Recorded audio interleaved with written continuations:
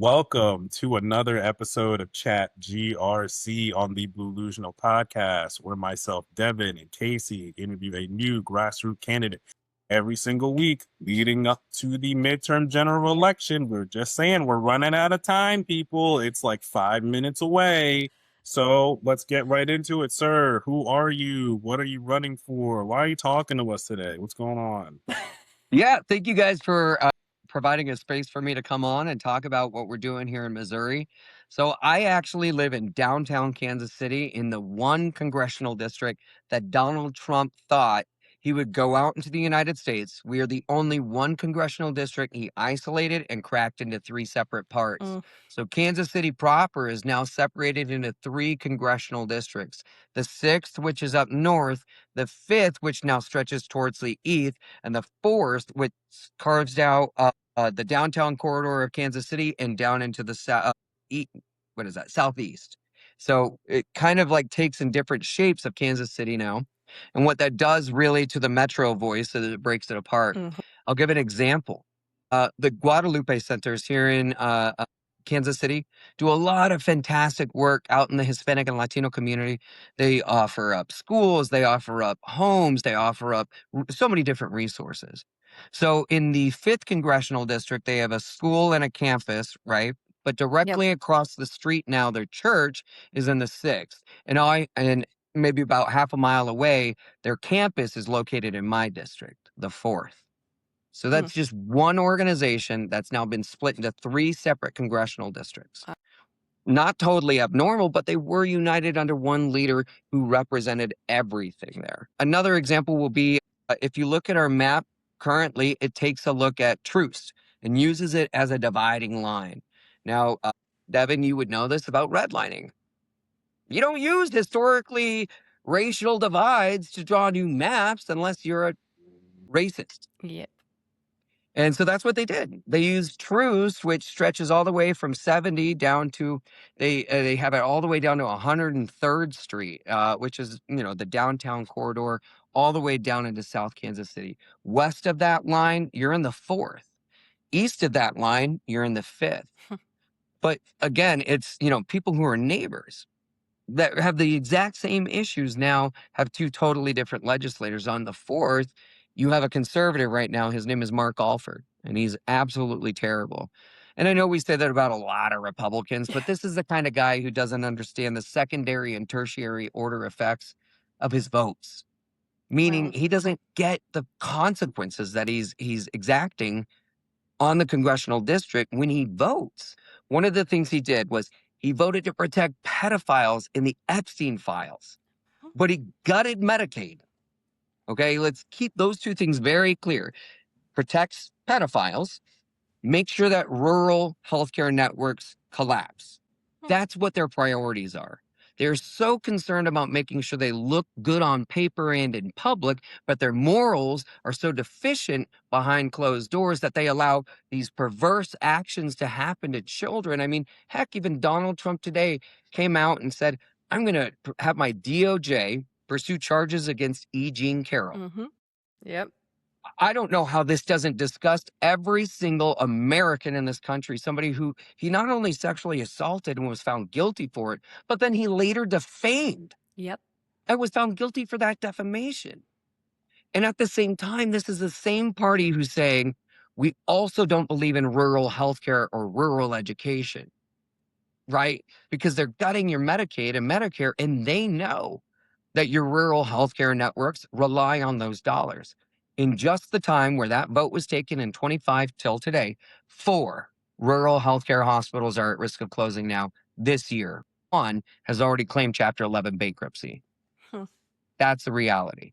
And I asked Mark Alford about this, like, sir, why would you do this? One of the hospitals itself is right next to Whiteman Air Force Base. Now, I'm a disabled veteran. I served for 16 years as a biomedical and clinical engineer. So I care about my veterans. Mm-hmm. And I said to him, why would you do this? Close this hospital that young military families coming to Missouri from Florida or New York or wherever, they're coming here expecting a hospital nearby, and now it's gone. Meaning when a woman or a young family goes into pregnancy situations and it's an emergency, they have a 2.5 hour to 3 hour drive to the nearest hospital now. You want to have a child in that kind of a condition? Do you want to raise your kids in that kind of an environment? No. The answer is no. We all know that. So when I pressed back on him and I said, well, why would you do this, Mark? He had no answer. 5 minutes later, an intern runs around and hands him his little phone and he says, oh, Jordan, I actually got them $750,000 in an appropriation. Whoa, that's amazing. It's a hospital. 750K is maybe a month's, It's 2 weeks worth of operating Yeah. expenses. Not enough money. But it was for a research lab, and I did say, okay, that's great. A research lab is wonderful, Mark. But how good is the lab if the hospital's closed? goes. Stunned silence. I mean, he had no answer. Again, some of these folks in office, I mean, here's the reality. When you do a little cursory research on the gentleman, he doesn't have any college degree or experience, really. He went to several colleges. He just didn't graduate from any of them. He has a Well, high school diploma, and he earned his money on Fox News. of course, duh. I mean, Of course. come on. When Fox you have News is just broadcast a journalism running for your Congress, no wonder why you get fed propaganda off of the spoon, the Yeah. golden spoon given to him by Donald Trump. Of course.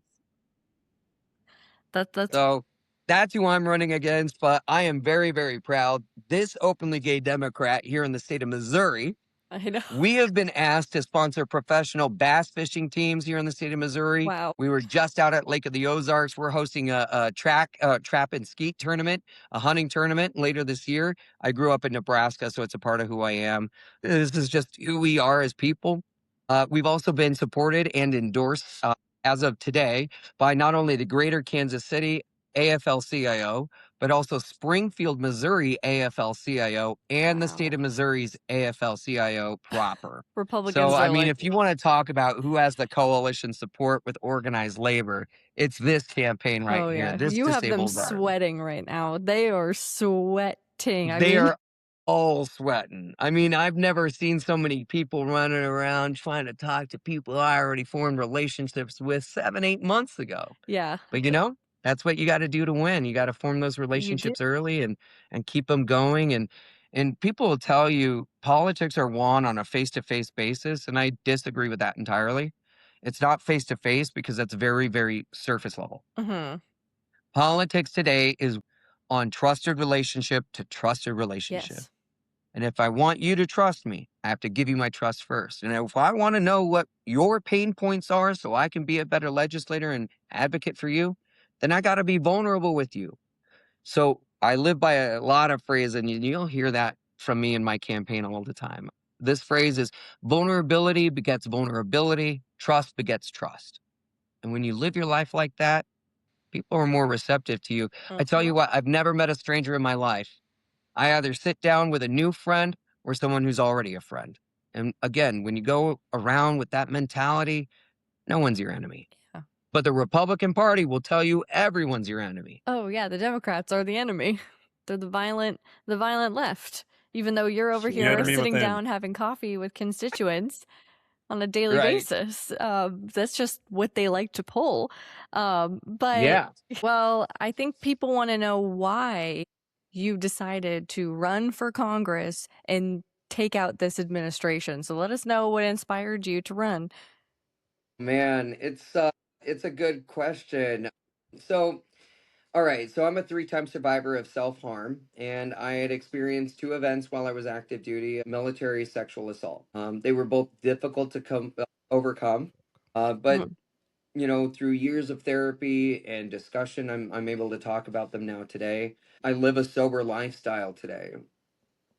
I get to say these two really awesome sentences that 30,000 veterans who came home from Iraq and Afghanistan do not get to say. I'm here, I'm alive. Mm-hmm. Mm-hmm. 30,000 people who step off the battlefield of Iraq and Afghanistan, they came home and they took their own lives. Yep. Why I'm here today is because I think a lot of people forget about that 30,000 number. Yep. They hear a 22 a day and they think about it as a small issue, and it's not. It's 30,000 so far. We lost 10,000 in the conflicts itself, three times as many Yeah. back home. And I like to remind folks that the war doesn't end when you step off that battlefield. Sometimes it's in the mirror when you're trying to freshen up. Sometimes it's on your pillowcase when you're trying to fall asleep. Sometimes it's in the eyes you're looking at with the person you're just trying to connect with. Yep. But they remind you of the person that you lost. And that's all you can Mhm. think about. Yep. I'm Mhm. here for them because at the beginning of January of 25, Donald Trump announced that he was going to cut 80,000 VA employees, that he was going to suspend all dependent care support providers, including any kind of like spouse or children who took care of their veteran. They were no longer going to be compensated as a support provider. That's a huge problem. We also had reductions in terms of like VA capacities, right? Yep. So there's been a lot of veterans like myself who've been pushed off into community care network providers. One network provider for my mental health, she was literally quilting on a sewing machine, like sewing, while I was talking about some of the things that was happening in Kandahar. And I had to pause and I said, are you sure you're trained to talk to veterans? Like, because this isn't the appropriate time to quilt, Yeah, I no. mean, it was just, this lack of attention to care Yeah. that we were receiving as vets. A big part of the reason why I'm running today is also because of the way I grew up. There's a phrase or a call to action in my campaign called Wake Up the Neighbors. Now, it's based off of my childhood. Between the ages of 5 and 12, my parents were violent people. They were alcoholics because they had 3 children under the age of 25 with zero financial planning skills. So they drank. And unfortunately for them, like millions of people, they expressed it through violence. And we got trapped in the middle as kids. Mhm. Now, for me as a little kid, I knew what I needed to do. I had to break up mom and dad from fighting and hurting one another. But what 5 or 7 year old can really do that? So my second job was to run out of the house and find a telephone. So I'd wake up Martha Walker, my neighbor, use her phone and call the police to save mom or my brothers or just to get the fighting to stop, right? Damn. Well, that same thing is happening today. There are millions of families that are under financial pressure that are just crippled because they can't see a way forward. And you better believe that they will find maladaptive coping behaviors. Yep. Because that's what people do. And there will be children who will be harmed and will be left out in the cold. I was one of those kids. I understand childhood neglect, loneliness, abandonment because I went through it. Yeah. I'm doing this today because of those young brown kids that I was, little brown boys and girls, regardless of pigmentation, black kids, white kids who are just getting trapped in this system and are getting squished at every point. I I talk to young people who are worried about do I plan for a future like a marriage and a family, or do I want to buy a house one day? Because it's one or Yep. the other for them. And Yeah. for me, that's so sad. And I tell folks the average age today is maybe to buy a house at 40 years old, but I bought 2 houses in my 20s. So don't believe that mess. That's not true. Those are all policy decisions by some private equity firm who's bought out enough people in suits and ties in DC. That's Yep. it. The Mhm. dream is alive and well. It's just hidden behind a banker's box. That's Yup. Mhm. all. The trouble That's is, fact. how do we get the keys to the banker's box? More importantly, how do we get the banker out of the equation? Yes. So let's do that. Let's focus on those things. And so today, Wake Up the Neighbors is not just about asking people to stop and break up fights at home. I'm asking people to help me go and wake up the neighbors. I tell folks, if you want to start a big blue wave, it's very easy. It's 2 contacts per day. 2. Mhm. Whether you're doing this, knocking on a door, making that kind of a contact, telling people what you believe in, calling someone in your phone saying, hey, this is what I believe in. Call your contacts. Maybe you're typing on your keyboard. I love to be a keyboard warrior, right? Yeah. Type some stuff out. That is a contact, 2 per day. Whether you're talking to a friend or a new friend or somebody who doesn't agree with you, talk to those people and tell them about a Democrat or a campaign that you believe in. Yeah. That's how you build a movement. That's what we Yep. tell people. We're like, Yes. talk to your parents. Talk to your parents that Mhm. say, "Oh, I'm disillusioned. Oh, everything's corrupt. I'm independent. I don't care." Tell them that they Mhm. need to go vote. Text your Yes. friends. Tell them. Yeah. Talk to people. Oh, I yeah. agree. That's the I only way. agree. It's the only I way we're think gonna get a this, voter turnout, and we have to talk about the deep things too. I think people think of stuff because their brain's over capacity right now, which we can Yep. understand, but people think of effects of this administration at such a surface level of just saying, it's gonna be financially hard for families, you're not gonna be able to buy a house, but then you're bringing up how deep it goes, that when people are met with financial burden, the lengths that they go to try and, supply for their children, and it can lead to drinking problems. It can lead to violence. It could lead to people taking their lives because they don't see any way out of it. And people don't think about the long-term damage that this administration will continue to do if we don't do something this November. And that's what they need to hear. They young have Yep. people to. today, I think, would be very shocked to learn that farmers are 3.5 to 5 times more likely to take their own life than in Mhm. any other industry. I learned that this past year. Mhm. There was a farmer just the other week who took his own life in the fertilizer store because he could only afford about a quarter of his Fuck. yield. He wouldn't be able to grow. Yeah. He took his own life right there publicly in the store.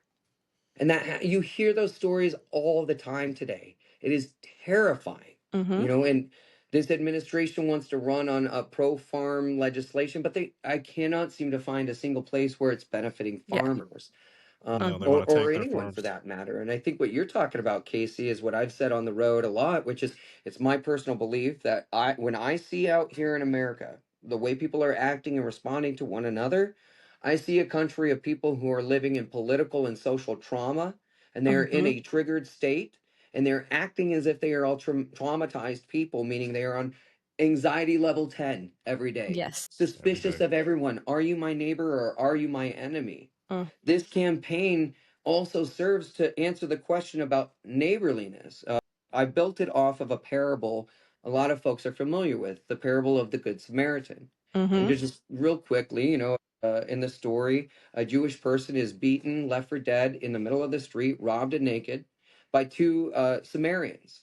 Now, three other people walk by, a priest, a rabbi, and a centurion, all to represent different levels of government and institutional power that Christ was using as a metaphor. They didn't serve to help this young person right here in the street. Instead, another Samaritan walks by, and instead of causing more harm, he heals. He provides clothing, food and water, and drink and shelter. So, this campaign today is very much in line with the parable of it's not about who qualifies to be your neighbor. Yeah. It's asking you whether or not you are ready to accept the invitation to be a neighbor to someone else. And Mhm. today's invitation is not just a person in the middle of the street who's been beaten and left for dead. It's a single mom who is working 2 or 3 jobs but still cannot afford rent or groceries or childcare. It's a Yep. senior citizen who has been taxed out of their home and can't find a way to survive. It's a Black American who, after generations have fought and bled for their ballot box rights, see them curtailed and taken away this year. Mhm. That is the invitation. Yes. And It I'm has to be. asking folks, whether you're a Republican, Independent, or Democrat, are you ready to accept the invitation to be a neighbor to someone else? Yeah. Mhm. Yep. All right. So we were talking earlier about how we I'm an need to intense get person, by people. the way. Oh no, No, no, I you're love good. it. I'm here for it. But we were talking about how we need to get people educated up on politics because it is just not good right now. So please tell people, what does a congressperson do? How can you use that influence at the local level? Yeah, no, that's a great question because a lot of folks seem to think that DC is somehow disconnected to you, right, on an Mhm. everyday basis. Well, let's think about some easy pieces of legislation that affect you on a daily basis. For one, driving, right? So the drinking limit is 21. That was changed because we wanted our highways to be safer. There is no, well, there is now. Well, actually, no, no, no, no. Excuse me. There is no federal law in the United States that says you have to be 21 to drink.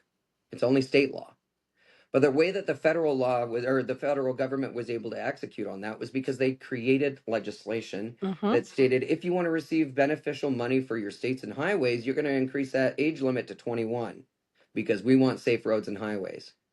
That's what a congressman does. You figure out the way to achieve the objective, but you find the constitutionally correct way to do it. You don't Mhm. commandeer the state and tell the state what to do because we have dual roles of power, federalism and state power, or anti-federal, federalist level and a state level. So the federal government can never commandeer or tell the state what to do. Right. So as a congressperson, you have to find a clever way to make all of that work, right? Yeah. So maybe it's contained within the welfare clause or the commerce clause, or in one of the clauses within the Constitution. That's where you derive your ability to legislate. So Mhm. as a congressperson, you should also be asking, like, who's competent enough to understand where these laws are coming from and how do we effectuate them? For example, we all saw what happened in Minneapolis in January, right? Uh-huh. So, because we're going to teach for a brief second here, what Please. constitutional rights were in play when Renee Good and Alex Preddy received that harm from ICE? They had Oh, you're asking a few constitutional rights. Yeah. Yeah. right to assemble. Okay, right to Yeah. peaceably assemble. They had the right to peaceably assemble there. So yes, correct. Which is also in your first. They had Yeah. the right to record, which is a freedom of Yes. speech, also in your first. Mhm. So we can move past the first. What else is happening there, though? Freedom of speech. Uh-huh. Right But to what's the thing that prevents the police from coming after you? They have to have what? Fourth. The fourth, they fourth, have to have a yeah. Yeah, warrant. So fourth. number one, Yeah. your Fourth Amendment right, stop and Yeah. frisk is the same thing. So ICE can't do Uh-huh. this to us. Number Yes. two, cruel and unusual punishment. If the government goes too far, you get to hold them accountable because they don't get to hurt you like they did to Renee Good and to Mr. Alex Preddy. They don't get to do that. Or the other, I think we're at 36 We people are. have been, I think it's somewhere, is it 36? I It- could be wrong. on We're the number. over That'd have been 36 now, yeah, that that we Right. know about. 44 that we 44? know. Yeah, Okay. I And think over that's as of 200 today. documented sexual assault events just in 2025 alone. Yep. So, but that's also cruel and unusual punishment at the time of Mhm. detention, arrest, custody, incarceration. All of those rights are in play. So if you want to hold your government accountable, we need to change some laws, right? Because they're operating off of these qualified immunities. Mhm. Absolute immunity doesn't exist. Tuh. Sovereign immunity in some states and in some cases, right? So in those areas, you need an attorney who has worked within the law and understands where we need to make changes, whether it's within, Section 1983 law or within a Bivens claim or however it is that we're bringing it into a courtroom. We need to re-examine these Yep. processes and make sure that Americans can hold their government accountable, which is the whole point of the Constitution. Yes. Constitutional amendments, because we were talking about it last week on an interview. Yeah, and we I'm were. We were jacked saying up that we about the need to amendments. add Yeah. we need to Hit add some me. constitutional amendments like, human rights, Oh, I'm constitutional gonna shock the amendments pants for off of you, I think. yeah, I'm women's probably Okay, rights, let's the only go. Democrat who has marginalized something. communities, LGBTQIA plus rights. We need Yeah. No, I love what you guys are talking about because that's the kind of government reform we should be seeing today, Right. and we're not, right? So I would call myself a government or a constitutional modernist or a governmental reformist, not in a way of breaking the government like Doge, Same. but in a Mhm. way that's smart, Yes. right? So The we can all smart way agree to the do it. Electoral College is not perfect. Mhm. It's Mhm. not great. Now I No, live in it's the not. Yeah. rural states, so it helps rural states, and my family's in Nebraska, right? So the Mhm. Electoral College does help my family in Nebraska. Mhm. But one way that we can correct the Electoral College is to follow the examples of Nebraska and Maine and outlaw winner take all states and force it to be proportional. Mhm. That's a perfect government reform that we can absolutely do. That will not change or upend the way we run elections or govern our society. Incremental change. Yep. Incremental change, smart changes. I mean, talking about expanding the court is a smart decision. Moving it to 13 to represent each federal circuit. Did you know at one point in our history, there was always supposed to be a Native American, an Indigenous American on the Supreme Court? But that Yeah. did not. No, they didn't follow through, huh? Yeah, No. that's Shocking. Seems like Bury My Heart at Wounded Knee needs another chapter, I think. Yeah. Because they keep failing to fulfill their promises. So, I think like when we talk about governmental reform, though, I do believe that we need to talk about, for me, I talk about 7 amendments in particular. So that's why I was saying, like, I'm an altogether different Democrat. So for me, I talk about first three are life, liberty, and happiness. Now, what these mean to me is because we discussed them in our Declaration of Independence, drafted July 4, 1776, we said these are inalienable rights endowed by your creator, but we did not codify them in our Constitution. We can't just talk about them in the lofty sense, but not enshrine them in the human sense. Now, it's my belief when we're talking about life, that is the ability to pursue a life of dignity and to have a dignified life in this nation, you need healthcare. You need healthcare. It is a right. It is an infrastructural need to a dignified life. Yeah. Okay. And I'm not talking glamorized healthcare. I'm talking about healthcare that is beneficial mentally, emotionally, spiritually, medically, vision and dental included. Yes. Yeah, we're not nitpicking the human body. Right. Right. I think that's something that's really important. I think the next thing when we're talking about liberty, we have to amend the 13th Amendment, get rid of all slavery, Yep. all bondage forever and always, and ban for profit prisons, because if the state's going to incarcerate you, it is the state's responsibility to take care of you. Yep. 3, happiness. We need to make sure that every American has access to an affordable, thorough, and accessible education. Education is the best mobility tool to economic opportunity. To have that dignified life in this country, you need to have access to an education, whether that's through public school, vocational school, trade school, apprenticeship, higher education, or more. The next 3 weeks, do you guys know we don't even have a privacy right in this country? Yeah. There's only ever been Yeah, found yeah. one privacy right. It is for the right to marry, and it was only used in one case, which is Loving versus Virginia. And they used what's called a penumbra effect, which is an umbrella. They collected several different things to make a right to marry private. So we need to codify that, okay? Talk to any LGBT person, they'll tell you, let's codify the right to Yeah. marry. That is a privacy right to marry. Next is a privacy right over personal liberty and bodily autonomy. This is important whether you're male, female, trans, or anything in between. Last is a privacy right over your digital footprint. Right now, your biometric rights, you don't have control over them. Your Nope. digital privacy, you don't have any digital No. privacy. You deserve it. You need it. I'm fighting for it. Last, my 7th Amendment I talk about is term limits on House of Representative members, senators, and Supreme Court justices. Without that, we are lost in the sauce, my friends. That's what I call my new American platform and what I believe we need to really modernize our nation. Hey, I can get love behind all of them. Yeah. Thank you. Yeah, I I want can it. get I'm ready behind for it. all of them. Yeah, we're over here like we just want, human rights.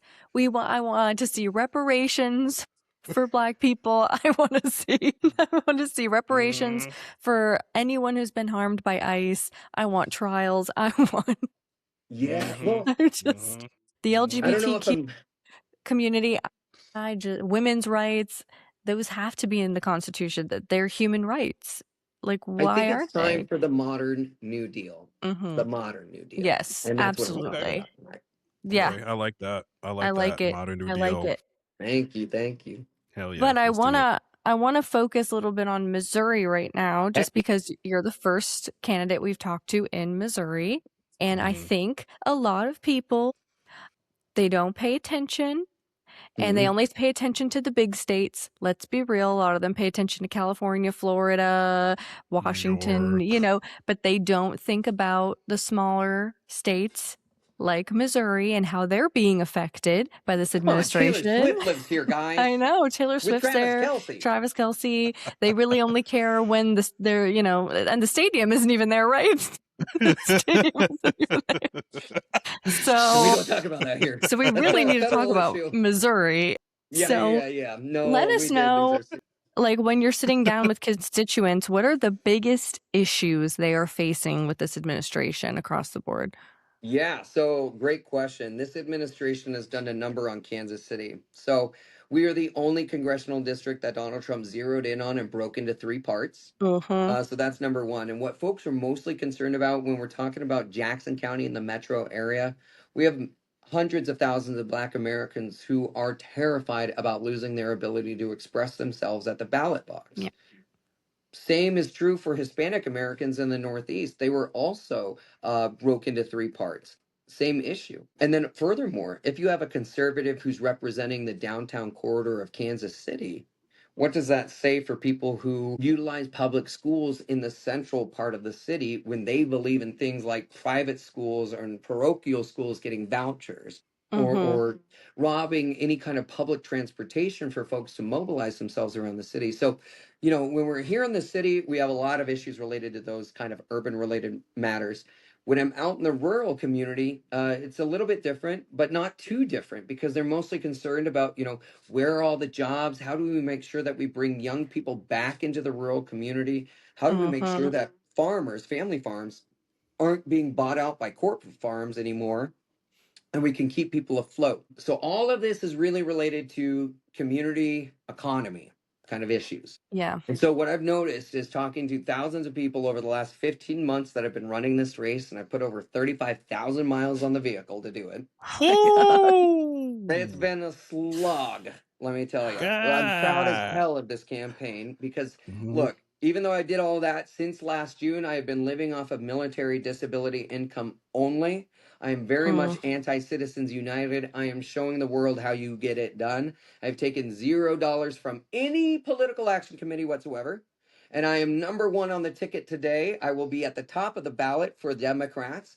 Let's I go. will be Missouri's first Hispanic and Latino candidate to win a major party nomination in this state. I will be Missouri's first LGBT candidate to win a major party nomination in this state. And I will be Missouri's first combat and disabled veteran from the recent wars to win a major party nomination in this state in August. And in November, we will represent all of those and so much more in DC. So what it means to this state, what it means to veterans of the recent wars, what it means to millennials and Gen Z folks, what it means to the LGBT folks. It's huge. What it means to Hispanic people when you've seen Donald Trump hunt us down in our schools, in our churches, and in our gyms for Missouri to elect a Hispanic and Latino candidate and send that person to DC to push back against Donald Trump. And here's the thing. I don't mind getting pushed around because I do push back. But here's the thing that the Republicans don't understand about me. When I push back, I wear gloves, and my gloves have spikes. Let's go. So they better be damn well prepared. Yes. Because I don't push back easily. I make sure they feel the heat. I make sure they feel the burn, and they never come back again. I live by a piece of logic. I told you I have phrases for everything, man. I don't believe in an eye for an eye. But if you come for mine, or if you come for me or one of mine, I'm going to take yours first. And I'm going to take your hands with me, because I'm not going to let you do it to anyone else. Come on, put him in now. That's the kind Put of him person in I am. now. I'm Shut just up gonna and take my set money. up. I'm gonna set up a and take my money. chair Shut up and take my money. at the That's funny. Capitol, and I'm just gonna sit there all day because I fear that I'm just gonna want to be there all the time, watching everything that happens with like a bag of popcorn. This is what you get when you get a mad, angry master sergeant. Oh man, this is who we are. But when you talk truth like this and you cut through the muckety muck, right? And you just speak to people in their language. Yep. You can make a difference. Yeah. That's how Donald Trump was effective. Let's be honest. Of I do the course. same thing. I just do not have to walk on other people's backs to get there. Yes. He did. I get to Yep. lift people up. That's a thing we keep saying to Democrats. Try to speak to everyone as if like they have like 3 PhDs and a doctorate, and it's like no. Yeah. You just got to talk like a regular person. You need to seem authentic, because people can see through that. Like if you don't seem authentic, we're literally like, oh no, you're no, that's not real. That's performative. That's not real. Yeah. And so I mean, I return it to 4 predominant issues in this race: housing, healthcare, education, food security. Housing, healthcare, education, food security. If we're not talking about those things, then we're not talking. Meaning, when Mark Alford tried to build a detention center here for ICE, how I addressed it was, Mark, we do not need a detention center that's going to knock 20% equity off everyone's home in a 5-mile radius. We need housing systems that work for people, that keep people in their homes. We need to fix these systems, not put in a detention. I need homes, not cages, Mark. Yes. That's how we talk about housing. That's and we what- bring ICE into the discussion. We don't need to talk about ICE isolated, because let's be real. ICE is not an electable issue. It's not going to be a ballot issue. It's a moral question. You're either for it or against it, right? Yeah. At this point, yeah. That's it. That's But the ballot So issues are going to be those four things: housing, healthcare, education, food correct. security, and maybe data centers, actually. yeah. Yes, but that's a good segue actually. So we were talking about, you have experience as a constitutional lawyer, you're assistant attorney general. So, I mean, I think I already know the answer, but do you plan on dropping the hammer on these people once you get it? We want accountability. Yeah, Yeah. man. Again, another phrase for this, dropping the hammer, right? So one of the things I learned while I was active duty is there's a way to you can deliver a heavy hit with a soft blow. You can deliver a heavy hit with a soft blow. Now, for some Democrats, that's what they need. For some Republicans, they just need a heavy hit. Yeah. That's it. No soft blow. They've been coming at us with steam and fire, my friends. We got to learn who we need to Oof. talk to with a little bit of grace and who we got to talk to with a little bit of spine, right? Mm-hmm. Mm-hmm. Again, when Yes. they push me, I push back with spikes. When they come after Mm-hmm. me or one of mine, I take theirs first. It's just that simple, right? I know who I'm talking to. Now, Sun Tzu, he wrote the book, The Art of War, right? Okay, let's go. Yeah. Let's And talk if we're about looking it. at this race as if it's a battle, because let's be honest, we don't know what the hell is going to happen after Right? August or November. Mm-hmm. Right. If we're looking at it, Sun Tzu says you need three things, right? You need to know your opponent, you need to know the land, and you need to know your path to victory. And so he talks about you don't need to run chess, running through somebody else. He talks about the game of Go. So Go is like this. You have one central thing and you surround that thing, right? So if this is Mark Alford, I'm going after his money. I'm going after the people who believe in him. I'm going after his education. I'm going after Mm-hmm. his credibility. I'm going after the farmers. I'm going after the firefighters and the law enforcement officers and every single organized labor group that he ever had, every single aerospace person, every single military person. Maybe I won't take their money, but I will tell them, don't you dare give him $1. Yeah, don't give them your money. Mm. I'm not going to take it because you don't need to buy me and I won't be for sale.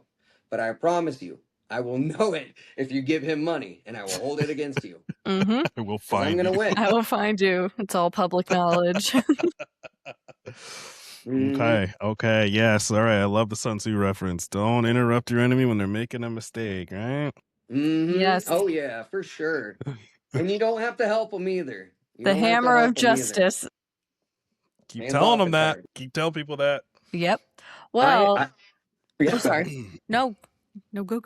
No, I was gonna just say, like, I'm so grateful for the mentors I've had throughout this campaign experience because, there have been a lot of times where I wanted to go full throttle on somebody, and be the angry master sergeant. Mm-hmm. But then I'll have somebody with a lot more chill to tell me, like, Mhm. no, that's probably not the right answer. And so I'm like, okay, fine. I don't know when I'm gonna go after these folks, but I'll But I I'll hold will. back. I'll restrain. And wouldn't you know it, I didn't have to do anything. Someone else did the work for me. Yeah. And it's so much better when you can just sit back and watch your opponent sort of talk their mess and then Yeah. see their campaigns fall apart because they were just feeding lies and BS anyway. Give Yeah. them the Yeah. Yep. Give them the rope. That when we've watched that a lot this past year. Give them the rope. Stay out of it. Let them talk. Let them talk. I mean, that's how we're watching the divide in MAGA right now. We didn't even do anything for most of this. Yeah. We just let the Marjorie Taylor Greens figure it out, and then they continue to fight, and the Thomas Masseys, and then it all unfolded without any intervention on our end, and we're just watching with popcorn. So, Yeah. there is truth to that if you just sit back, a lot of them will start eating each other because billionaires and narcissists, they don't get along like that long term. When it No. Too many doesn't, cooks in the kitchen. too many cooks are in the kitchen. So yeah, we definitely want to see accountability, but we are also witnessing something that a lot of people had hoped and prayed they would never have to experience in this lifetime, which is the GOP ramping up efforts to suppress the Black vote and actually start dismantling the Voting Rights Act right before our eyes in the same lifetime that it was fought for. So can you explain the importance being in Missouri of the Democratic Party? Yeah. So, such a great question. Also, man, you guys are really prepared for this. So, yeah, no, I think it's very important we talk about VRA. So, Section 4 and 5 were hollowed out a while back, right? And 5 was about pre-clearance, meaning if you were a state that was known to historically disenfranchise minority or black voters, you were on a pre-clearance state, which basically meant if you were going to make any laws or adjust your electoral things, it had to be cleared through the federal government first because you had a history of being, Yeah. racist in your applications of your laws and in terms of the ballot access. So 4 and 5 got hollowed out a while ago under Shelby versus Fuller, which was just Yeah. which was what basically was just overturned essentially. And what Louisiana versus Calais got rid of was minority majority districts. What minority majority districts was in VRA 2, section 2, what it allowed for was basically under the Jingles test, which is a Supreme Court decision, Thornburg versus Jingles. It's spelled Gingles. You can look up the test yourself. So Thornburg versus Jingles stated that you had to give Black Americans an opportunity to elect a candidate of their choice. Does not mean that they will always get the candidate that they want, but they have to have an opportunity to elect a candidate of their choice. Even though the case was written around Black Americans getting a candidate of their choice, you can exchange Black for any minority. Any minority. So if it's an Asian minority predominant class, it would be that. If it was Somalian, it would be that. If it was Sudanese, it would be that. If it was Hispanic and Latino, it would be that. So Jingles was sort of the way that we also ran a test. And so it had to be compact, it had to be contiguous, and there were there was one other rule in there, and I apologize, I should know it off the top of my head. But It's I think okay. 3 out of We're like, 4 nah. rules without looking at the No case. judgment. It's pretty good. So yeah, it really upended VRA Section 2. So what we need to do to overcome all of this, right? So what we're living under right now is called a constitutional coup. COUP. Yep. What a constitutional coup is means that a bad actor or a bad party, maybe Tea Party or MAGA, comes in through lawful means. They assume control over all 3 branches. They push out opposition. They do what they got to do. They assume control. And now, we have a problem. And that's where we're at today. You see it in the Supreme Court. You see it in the DOJ. You see it in every agency. We have a problem, right? And so, I'm so sorry. I just lost my train of thought. No judgment. You're good. Constitutional coup. Sorry. Yes. And so how do we defeat this? How do we defeat it? Well, and this isn't the first time in America that this has happened. It happened once before under Dred Scott. And that's how we got those awful Jim Crow laws. Right? Yep. And so that's where it comes from. Not where it comes from. That's the one example of it happening in our history before. In history, And repeating now itself. we're here again. So how did we get out of all of that in the 1900s, right? It was in the 1960s. Black Americans rose up, collected together, organized, and registered people to vote. In 1964, there was an event called Freedom Summer, where Black Americans all across the South mobilized one another to register people to vote. That's what I'm asking folks to do today, is essentially echo the same sentiment as the civil rights leaders of 1960s. But today we need Freedom Summer 2026. I need everybody to get out there and register people. Because that is the only way we are going to fix this. That is the only way that we prevent an autocratic regime is democracy. True democracy. Oh, wait, what was that? Democracy. Did you just say we can vote our way out of this? Is that we can vote our what I way heard? out of this? Oh my god. Okay, yeah. Show up. What? We don't have to blow shit up? It's so easy too. All you gotta go to is vote.gov. No matter where you're at in the country, you can go to vote.gov. If you're here in Missouri, go to sos.mo.gov. See, because you know, this a lot. because that's the way out. And then when we win back the House and the Senate, at least for now, then we need to call on the people that we voted in, the progressive candidates, to uphold what they said they were going to do. And so Black voters will need to hold their elected officials' feet to the fire to any way around the suppression. And that's how this has to go. They can't do it now. You haven't voted them in yet. So they can't write up any constitutional law. They can't hold anyone accountable until you vote for them to get in there. And so, yeah, it's the sucky part to hear right now that everyone's like, when your head's in the sand and then you're like, you just got to vote. You just got to register to vote. When they're trying to suppress your vote, that's the last thing you want to hear is like, well, more of you need to vote. But that's what it has to be, because nothing will happen until November goes the way we need it to go. Truly. You know? And I think, like, for anyone going into office today, there are several things that I talk about on, week one that we need to get accomplished. I think the first is impeachment. We need to just, come on, commit to it, draft those articles of impeachment. Number two, whoever we're electing in, they better have a plan for immigration, because if we leave Hispanic and Latino people like we did before, this is horrible. We can't do it again. Number three, the Voting Rights Act needs to be not only strengthened, secured, and guaranteed. Number four, the collective bargaining agreement rights for unions need to be brought back. The Protect America's Workforce Act needs to be passed. Block the Bombs Act needs to be passed. And we need to ban gerrymandering. Boom, You boom, got boom, everything. boom, boom. You screwed up my next question. I'm going to ask you, what are your top 3 priorities? And you told us everything. Yeah, man. Well, you know what? We could put you on the spot and say, which 3 are your top? Yeah. Number one is the impeachment. We got to hold them accountable. We cannot. This is the one tool we got, guys. I know it's a big, bad, scary word, but guess what? It doesn't cost us $1 to do it. Yeah. It's part of our constitutional duties. Let's just do it. But Jordan, he's been impeached twice already, and that didn't do anything. Yeah. Oh, well. I can't let him not, you know what I mean? Like, his name appears more times in the Trump files than God's own name appears in the Bible. And like, we tell people, they are not the Epstein files when Donald Trump's name outnumbers his own name in them by like tenfold.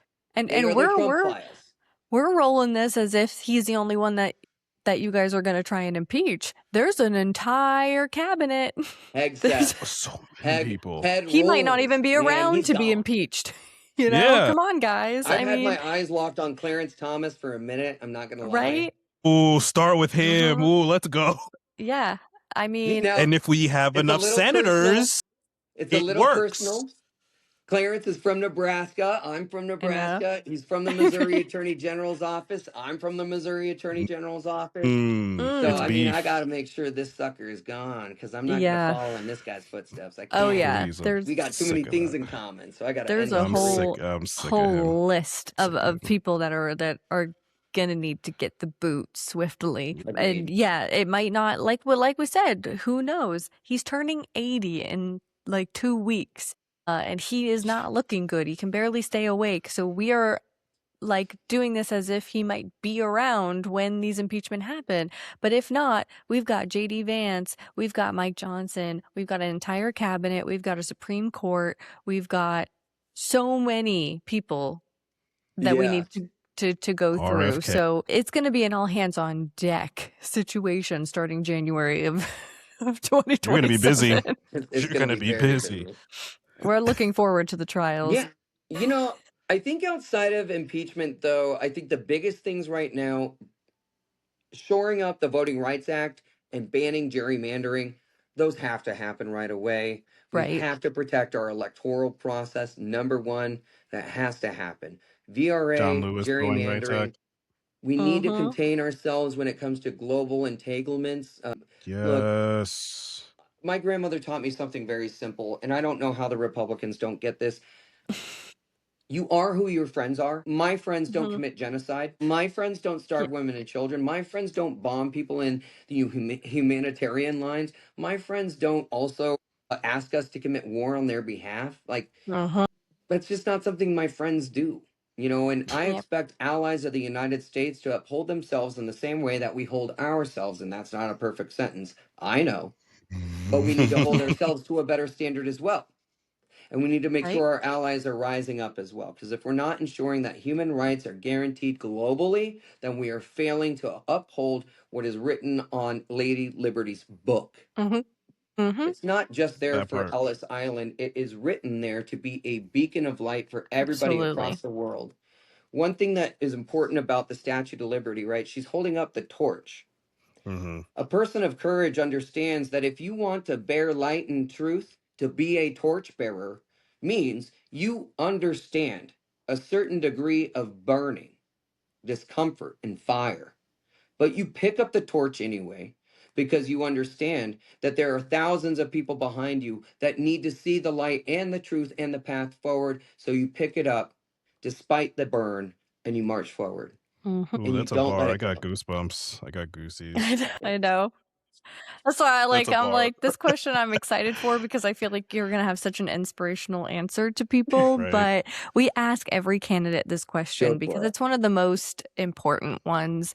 In order for everything to go the way we want it to in November, people have to go out and vote. And Democrats are still and have always been, the ones who don't always show up and vote. So what would you say to somebody who might feel like the system's corrupt, might not feel like their vote matters? How are you going to get them to vote this November?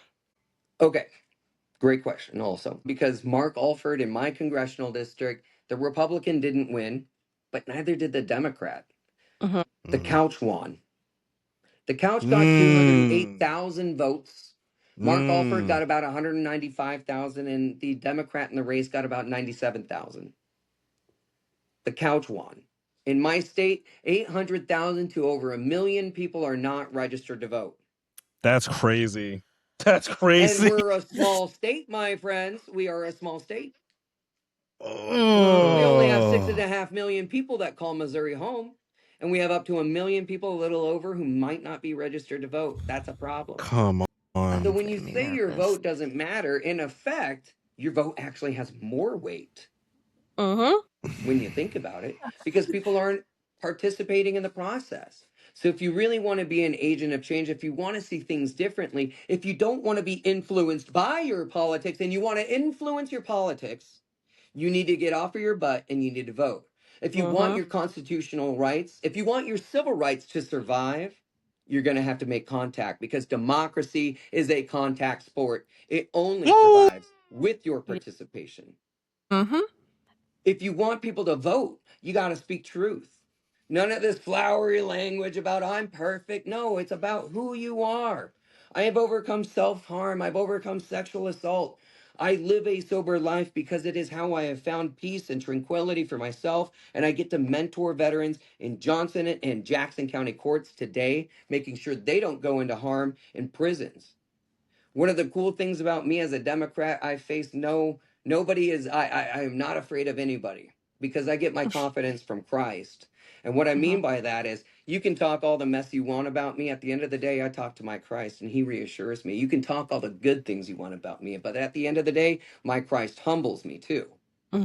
What I remind myself is this: if I'm doing this, if my campaign is built off of the Good Samaritan, if I'm really running my race and I'm not looking to my left or my right, I have to remind myself of my favorite story in my faith, which is the apostles in the boat and Christ is asleep at the front of it. And why am I talking so much about faith as a Democrat, right? Because I'm in Missouri. Almost 80% of our state is Christian. If we do not talk about our faith and who we are, we allow the other side to run away with Christian nationalism. We allow the Know other your side to run away audience. with the American flag, the Bible, and everything else. So show the full dimensions of who you are. My favorite story, though, about Christ is he's asleep at the front of the Bible and the apostles are freaking out, man.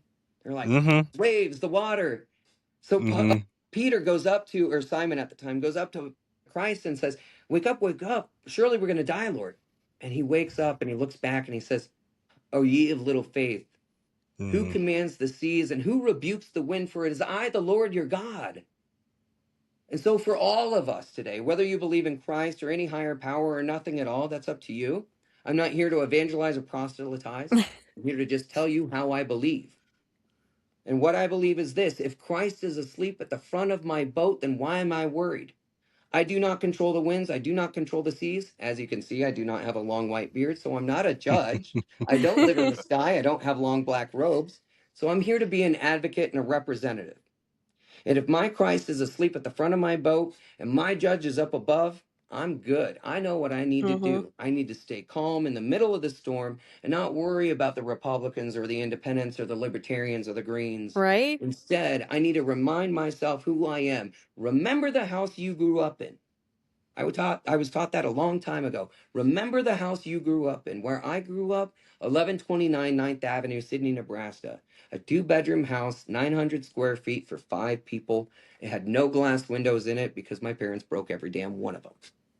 It was cold, it was rough, but in that house, I found humility. I found hardship. I learned how to make $1 stretch into 5. Today, young people need those skills. They do. What I learned when I was poor is the skills necessary to survive today, because $1 doesn't get you a nickel's worth what it used to. No. And I'm realizing today, to get these folks to vote for us, we have to talk our truth. And what I've learned in life is this. It's my philosophy on wisdom and why we are all connected. I've been through a lot of tragedy. I've been through a lot of hardship. I barely chipped the tip of the iceberg with you guys. My story is nothing special, though. I'm nothing unique, and I'm not that important. I'm just a guy who's been through some stuff, and I'm here to tell the story. I'm not a politician. I'm an advocate and a representative and a storyteller first. And why I tell people that is because it's so easy to do what I'm doing. It started first with believing in yourself, standing up, and then not sitting down. And when someone tells you no, you say thank you. I didn't need your yes anyway, but if you gave me a yes, I would be able to do more good work. But I'm going to take your no, I'm going to go around you, and I'm going to prove you wrong. And that's what I've done my whole life. And you know what? All those people who said no, they're on my team now because I knew what my purpose was. I knew what I set out to do because I remembered the house I grew up in, how I started out with nothing. Everything in this campaign was self-made. Thank you. We do need more of that. We do. We need more humanity in office. We don't need celebrities. We don't need money. We don't need billionaires. We need people who've lived a life and understand. Tell that story. Tell that story. Of course. That's what we hear every week. Every week we get a new candidate on, and they've all had a different. I mean, very similar. We have veterans on. We have people who are nurses, doctors, people who work in unions, and it's whenever we leave, Devin and I have this like 5 minutes after these calls where we're like, oh my God, it's like we're watching the future of politics form, and it's human. It's human. It's very human. So human. I mean, all of these beautiful lives that I got to learn and be a part of, and the philosophy of wisdom is this. All of that tragedy and hardship, when I learned about it for myself, that's insight. Insight is very important for everybody. But it's not until it's written down or communicated from word, that's when wisdom is born. Wisdom requires communication. Communication demands a community. So our hardships were never meant for us to experience alone. You were always meant to experience them in community. Your community was always supposed to be there for you, to lift you up, to carry you through that compassion, compassio, to suffer with, or to carry the burden of another. Again, this campaign is an invitation more than anything else to be a neighbor to someone else. And I think when we return to that, just like what you're saying, it's about the neighborhood. It's about the block. It's about Martha Walker being my angel, letting me use her phone to save mom and dad. Shout out to Martha. Shout out to Martha, honestly. Yeah. All right. We are at the fun portion. I want to hear this now because you got me jazzed up. Who would be your dream VP, living or dead, if you're president? Oh my gosh, right now? Oh, it's such a hard question. I'm really into John Ossoff right now. Okay. But not in like a way that I think he's the next anything. I don't know. The reason why I like John Ossoff is because he has that Obama rhetoric down. He like does. If you listen to him, just listen to him. You can tell he was watching him on YouTube, just watching like speeches. You could tell. You could tell he's watching Obama. him. Yeah, he's good. I like him, but I don't know. I'm missing a little grit with him, and I can see that. You know what I mean? Like he needs some dirt under his fingernails. A little edge. Love Graham he needs a little Plattner, edge, except for his like stupid tattoo. That's That's dumb. Yeah. Because and he ran with that story for how long? Come on. You don't got an internet in your pocket, dude? Just, It's the yeah. information superhighway. Come on. Come on, brother. We all got tickets to the traffic way in our pockets. Yeah. We know, Graham. Mm-hmm. But I'm glad that he tried to do that. Dan Osborne in Nebraska is running as an independent, but he's a Democrat. Yes. Amazing, Yeah. amazing candidate. Rob Sand in Iowa running for governor. Awesome candidate. What I love about these guys, Andy Bashir, wonderful guy. Gretchen Andy Bashir. Whitmer, love her. Hochul, awesome. I love Klobuchar as well. Alyssa Slotkin. I know I'm just keep naming people. You got a cabinet right now. It's like Right? it's between you- Slotkin maybe and Graham Plattner or Dan Osborne. They're all really smart, savvy, down to earth, Midwestern type people that I think the majority of America can wrap their hands around and hug. I think Gavin Newsom is a good guy. He's smart and slick, but he's the kind of person that America can wrap their hands around and strangle. Yeah. Just being for real. I think he's the kind that we're like, get out of here, Gavin. Yeah. Yeah. I don't know. Yeah. I could be wrong, but No, I you're right. mean, he's I think- smart. He's very smart. Give him that. I would is. love to see an AOC as a VP. Oh my God. If I were president, I don't know if she would balance my ticket well. I think we'd get run out of DC. I think I would need Be somebody who's a lot bit of more. of fire.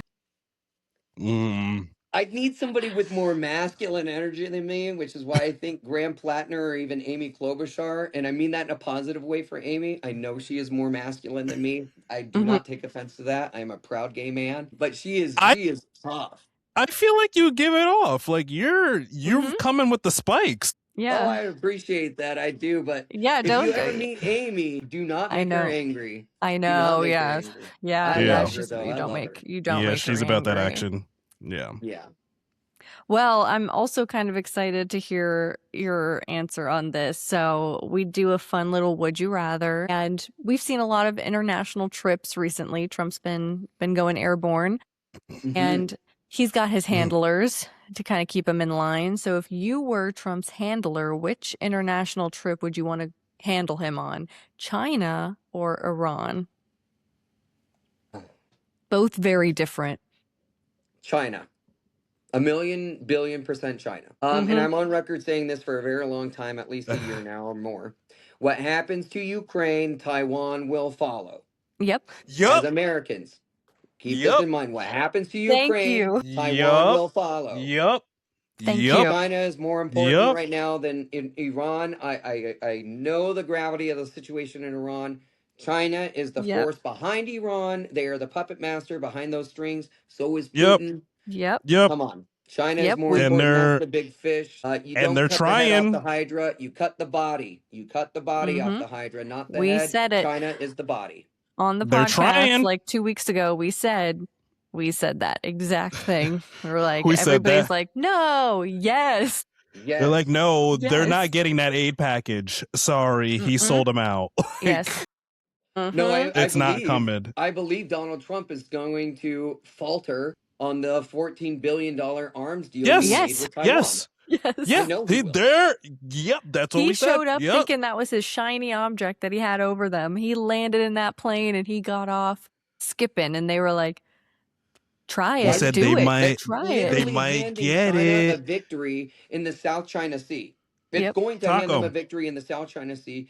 Again, Taco. war planner strategist. Taco, You don't give the keys to the kingdom to the enemy. No. Like, No. He thought that was his that was his Trump layup. card. Ironic. He was like, "Oh, I might give it to them. I might not." And G was like, "Watch your fucking." Yeah, he said, watch what you do. He said, tread lightly. And then he was like, okay, Literally. okay. Let me get Okay, back on my fine, plane. fine. they really And did. leave. I mean, that's so funny. China did pull a Will Smith and was like, keep my Keep my territory out. Trump He was showed a up. dumb one It's to be like, all ours. right.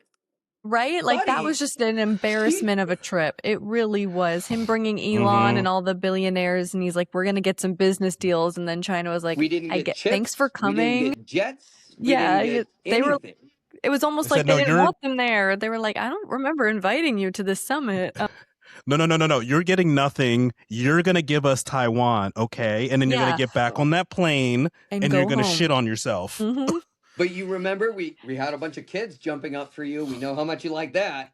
We Yes, know how much you like when kids jump around in front they of you. did. They So gave him a we did photo that for you. op. They stood with him for some pictures, and then they were like, "All right, here's your goodie bag. Get back on the plane." I mean, Get out of also, here. like, come on, China, be a little bit better. The guy is like literally in the Epstein files too many times. Like, it's Yeah. like what were they trying to do? Like, commit crimes in front of the world? Like, here you go. So- What the heck? Who parades It was children in weird. front of a It was pedophile? I've weird. never seen that before. I don't Was think that that like, got the attention it needed. were they trolling him? I Like, don't know if they were trolling him, but or us? I don't know Us, what that maybe? was. I think There they was were trolling was us. the big shit eating grin smiles on their face while they did it though didn't help the situation. Yeah, no. No. It was Yeah, weird. a handler on that strange. trip, I feel like you would have gotten some really good intel as to what really went on behind closed doors, because obviously we have our what we can gather from news reports, but I would have loved to be a fly on the wall when those doors shut. Oh, yeah. Same. Oh, yeah. And on that plane ride home. All Yeah. right. So when we figure out a way to get to Missouri after you win, what is Yeah. your hidden gem? Where are you taking us? Okay, when you come to Missouri, you have to do a couple of things. One, if you come to Kansas City, you got to check out the Green Lady Lounge. It is a live jazz club, amazing, great environment. We have so many speakeasies around the city. Oh, I You love a got to visit speakeasy. them. Go to the Hotel Phillips. They have a great speakeasy there. You'll want to Okay. book your hotel room, though, at the President Hotel because it's haunted by a mafia. Murder happened there. So it's very Okay. cool. You'll want to stay in the President Hotel, walk over to the Hotel Phillips, Okay. go to the Cool. speakeasy. Oh, yeah, you're going to get the Pendergast Mafia experience here, my friends. Yeah, Pendergast was a concrete mafia guy. So you're going to also notice this is a concrete city. Not even kidding. That is not even a lie. Like, Concrete the shoes, reason why huh? Kansas City police Perfect. is run by the governor is because we were run by the Pendergast Mafia for the longest time. The Yeah. reason why judges are elected by a board is because of that same mafia in the state of Missouri. So we're Oh, staying at the shit. mafia, the Yeah. ghost mafia You'll hotel. have to come also to Gates Barbecue or Joe's. I can't choose a favorite. I think it might Missouri be bar. Joe or Gates. Okay. I don't know. Slabs is also no, we can skip Slabs. Joe's Barbecue is so good. Gates though is like the main staple here. Everybody knows Gates. Okay. Chief Stadium, if you are able to come to Arrowhead before 2030, you got to experience it one time. All Okay. It's the best right. stadium. It's going to be The gone after decibels. We take a 2030. tour when So, they're not playing. yeah. We'll Let's take a see. day And other tour. than that, last one, you go to a Chiefs game. You also have to check out Kansas City Current. It's our women's soccer team. We are the only Okay. city Now in the that country that has a dedicated women's soccer stadium.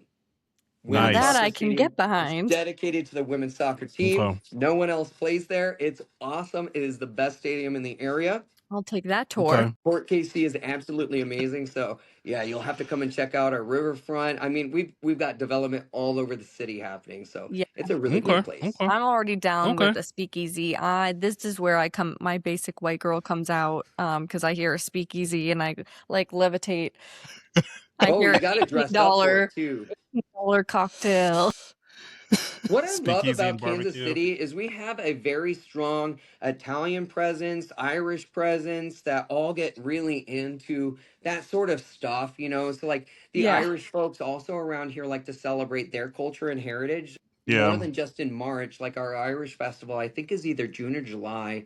Love It's it. so much Coming fun, up. though. We have a Greek festival here in the city that's massive, so much good Oh. food. So, I mean, a lot Yeah. of people think of us as a flyover state, but we are rich in cultural diversity here in Yeah. Kansas City. I My also wife's lived in coming for the St. Greek Louis for festival. 7 years. I What's know. that now? I said my wife's coming for the Greek festival. Nice. I Greek, lived in St. Louis mhm. for 7 years also, and over Nice. in St. Louis, it's pretty much the same. You got a lot of really cool stuff happening all the time. So come and visit us here in Missouri. We are also Yes. known for Lake of the Ozarks. We have over, I Yes. think Yeah. it's over 10,000 miles of ocean or beachfront. just around all of our lakes and stuff in the state of Missouri. Nice. So we got beachfront property here, real affordable property too. And it's out in the Ozarks. So just don't talk to the meth heads and you're fine. Yeah. You're gonna be great. You're gonna be great. You'll be fine. It's just Yeah. stay away from it. That's all. Number one I'm kidding, rule. I'm kidding, Number I'm one kidding. rule. They make No. themselves known. You can avoid. They announce themselves. They know. Wow. No, it's not like the TV show Ozark. It's not. I know. It's so great. Yeah, I figured. Yeah, it's Yeah. beautiful there. Truman Lake and Lake of the Ozarks, come down anytime. It's wonderful, especially in the summer. Perfect. Well, we Hell are yeah. looking forward to trying to get over to Missouri and celebrate. But we know you're going to be very busy after November, and when January hits, we're going to be visiting you actually in DC because Yeah. that's what we put into the universe is that you are going to win. But before we end, we want to give you a chance to shameless plug your website, your socials, where people can donate. And then the biggest question of all, which is when is your primary for the people watching? Yeah, so my primary is going to be held on August 4th, 2026. They can learn more about me and all of the election information, how to register, how to file as an absentee. If you're military overseas, go to jordanjherrera.com. Everything is available from our event calendar. We have over 100 events in the next 2 months or two and a half to 3 months. Oof. Over 100 events going.